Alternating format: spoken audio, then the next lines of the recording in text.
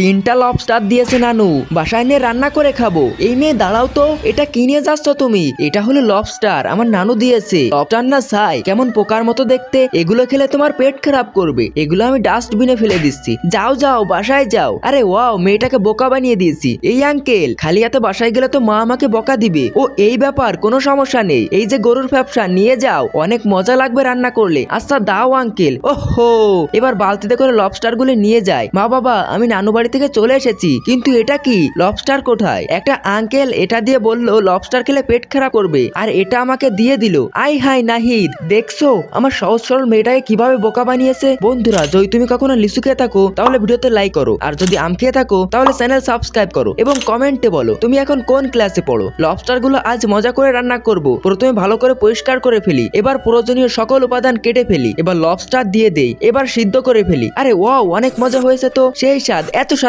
এই যে মজা করে খাচ্ছেন, আপনি ওর থেকে লবস্টার নিয়ে নিছেন কেন? ভালোই ভালোই সময় থেকে লবস্টার দিয়ে দিন। ওরে বাপরে, এই যে আমার ফ্যাপসা নিয়ে নিলাম। যাও যাও, তোমাদের লবস্টার নিয়ে যাও। দুষ্টু লোক কথাকার, চল সোনিয়া বাড়ি যাই। হাই আল্লাহ, মজার লবস্টার। এই নাহিদ, লবস্টার তো অনেক সুস্বাদু হয়েছে।